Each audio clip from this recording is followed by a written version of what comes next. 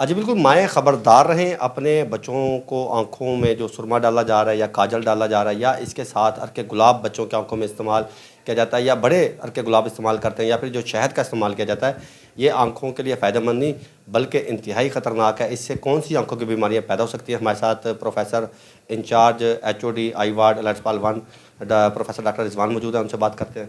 जी doctor साहब, क्या कहेंगे आँखों में माएँ जो हैं वो काजल इस्तेमाल करती हैं और सुरमा इस्तेमाल करती हैं, ये कितना ख़तरनाक है? देखिए, ये जो काजल ये सुरमा होता है बेसिकली इसमें केमिकल्स होते हैं और ये बच्चों में आँखों के लिए जो है ना कोई इतना ज़्यादा फ़ायदेमंद नहीं है। इसकी वजह से एक तो छोटे बच्चों की आँखें बहुत नाजुक होती हैं, काजल या सुरमा डालने से उनकी आँख में एलर्जी होने का ख़तरा होता है।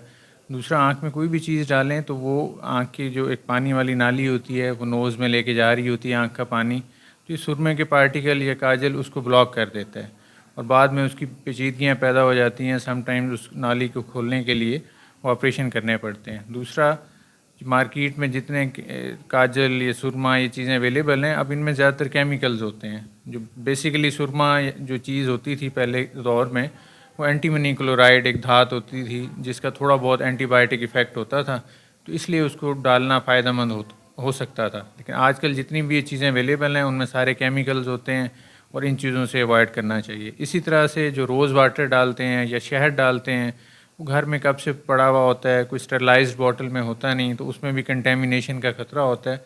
तो बेहतर ये है कि इन चीज़ों से अवॉइड करना चाहिए। इवन बड़ों को भी, बच्चों को भी इन चीज़ों से अवॉइड करना चाहिए। जी। और सर इसके साथ आप ये बताएं, जैसे आपने अर्क गुलाब के वाले से बताया और शहद के वाले से बताया, तो इससे कौन सी बीमारियां पैदा हो सकती हैं? वो हमारे नाजरीन को वो भी बताइए। जो ज़्यादा प्रॉब्लम हो सकता है वो यही है कि इनसे आँखों की एलर्जी हो सकती है और अगर वो कंटेमिनेटेड हैं, काफ़ी पुरानी पड़ी हुई हैं, बॉटल जो है हमारे घरों में अक्सर पुराने पड़े हुए होते हैं ना, तो उसकी वजह से जो है वो बैक्टीरियल कंजंक्टिवाइटिस हो सकता है। तो बेहतर तो आँखों के लिए सबसे बेहतरीन रेमेडी ये है कि आप जब भी वज़ू करें, फेस वॉश करें, तो आँखों को अच्छी तरह से साफ़ पानी से धो लिया करें।